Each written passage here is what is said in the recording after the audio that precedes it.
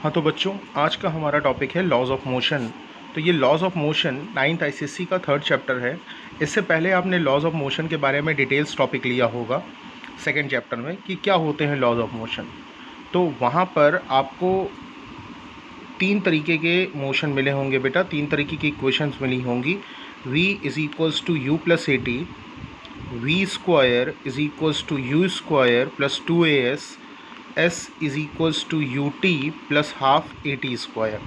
अब देखिए ये 3 तरीके के मोशंस होते हैं, इक्वेशंस हैं उसकी। किसी किसी बुक में सेकंड ये होगी, थर्ड ये होगी, तो ये मैटर नहीं करता। मैं आपको इसके बारे में थोड़ी सी नॉलेज दे देता हूँ, बाकी आप 2nd चैप्टर भी हमारा देख सकते हैं। v जो होता है बेटा वो होता है फाइनल वेलोसिटी, ये होता है initial velocity, a for acceleration, t for time and s for distance. ठीक, अब ज़रा सा टॉपिक के बारे में चलते हैं। देखिए लॉज ऑफ मोशन को मैंने आपको टॉपिक बाय टॉपिक समझाने की कोशिश की है। इतना बड़ा थ्योरेटिकल पार्ट है, उसको मुझे आपको इजी करके नोट्स में देना है। तो अगर आप चाहें तो इससे अपने नोट्स भी बना सकते हैं।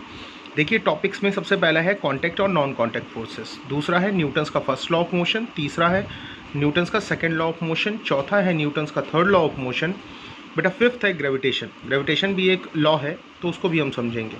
देखिए इनको समझने के लिए आपको सबसे पहले कॉन्टैक्ट और नॉन कॉन्टैक्ट फोर्सेस के पास चलते हैं। तो contact and non contact forces को आपको समझने से पहले आपको इफेक्ट ऑफ फोर्स समझ में आना चाहिए कि जब आप किसी बॉडी पे फोर्स अप्लाई करते हो तो एक्चुअल में होता क्या है।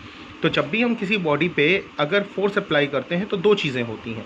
सबसे पहली चीज़ ये होती है बेटा कि उसकी स्टेट चेंज हो जाती है। स्टेट चेंज होने का मतलब या तो अगर वो रेस्ट की पोजीशन में है तो वो मोशन में आ जाएगा, अगर वो मोशन में है तो रेस्ट की पोजीशन में आ जाएगा।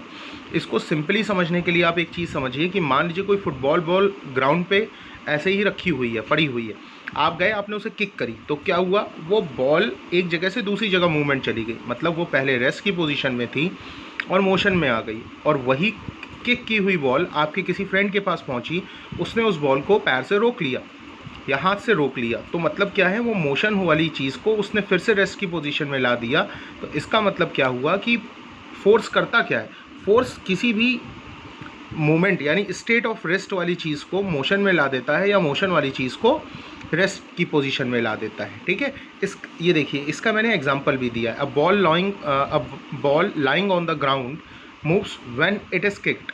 कोई बॉल लाई कर रही है बेटा ग्राउंड पे, तो वो मूव करने लगती है जब आप उसे किक मारते हो।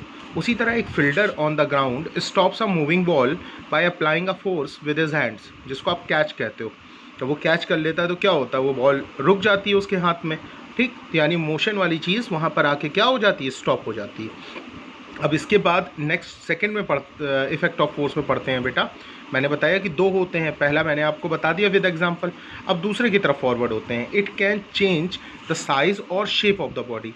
ये क्या करता है कि किसी भी बॉडी की साइज़ भी चेंज कर सकता है या शेप भी चेंज कर सकता है। इसका बहुत सिंपल सा एग्जांपल है बेटा, आप स्प्रिंग ले लीजिए। आप क्या करिए, उस स्प्रिंग को कंप्रेस करिए, तो जब कंप्रेस करेंगे तो वही स्प्रिंग आपकी छोटी हो जाएगी, और जब आप उसे छोड़ोगे तो क्या होगा, फिर से अपने वाले उसमें रूप में आ जाएगी। अब इसी तरह आप शेप भी चेंज कर सकते हो। ठीक, अब देखिए मैंने इसके एग्जांपल में आपको दिया हुआ है, by hammering a small piece of silver sheets. Silver sheets को क्या कर सकते हो आप, उसको हैमर से मतलब उसमें हथौड़े मार के क्या कर सकते हैं, उसको छोटे छोटे पीसेस में तोड़ सकते हैं। By loading a spring hanging from a rigid support the length of the spring increases. मतलब क्या है कि अगर किसी सपोर्ट में इन द सेंस, मान लीजिए कि आपने एक रिगिड सपोर्ट ले लिया, यहाँ आपने एक स्प्रिंग हैंग की, इस स्प्रिंग से आपने यहाँ पर कोई एक वेट, एक लोड हैंग कर दिया। जब लोड हैंग किया तो इस स्प्रिंग क्या हुई, स्प्रिंग में एक्सपेंशन हुआ, क्योंकि इस पर तो नीचे की तरफ क्या लग रहा है भाई, नीचे की तरफ ग्रेविटी लग रही है। अब नीचे की तरफ जब ग्रेविटी लग रही है तो ये स्प्रिंग में एक्सपेंशन होगा बेटा। एक्सपेंशन का मतलब है वो खिंचेगी, तो जब खिंचेगी तो इसका जो शेप है या साइज़ है वो चेंज हो जाएगा, है ना। तो मैंने आपको यही इफेक्ट ऑफ फोर्सेस में समझाने की कोशिश की है कि किस तरह एक फोर्स लगा के आप किसी बॉडी की पोजीशन या स्टेट को चेंज कर सकते हो, उसके साइज़ और शेप को चेंज कर सकते हो। इसके बाद हम नेक्स्ट वीडियो में बात करेंगे कि कैसे हम कॉन्टैक्ट फोर्स क्या होते हैं और नॉन कॉन्टैक्ट फोर्स क्या होते हैं, या फोर्स एक्चुअल में होता क्या है। ठीक है, चलिए नेक्स्ट वीडियो का इंतज़ार करिए, और अगर आपको ये वीडियो अच्छी लगती है तो अपने फ्रेंड्स के साथ शेयर ज़रूर करिए। एंड जो भी कमेंट्स आपको ठीक लगते हैं, अप्रोप्रिएट लगते हैं, वो ज़रूर दीजिए, या जो आपके डाउट्स हैं वो कमेंट सेशन में पूछ सकते हैं आप। ओके बच्चों, थैंक यू।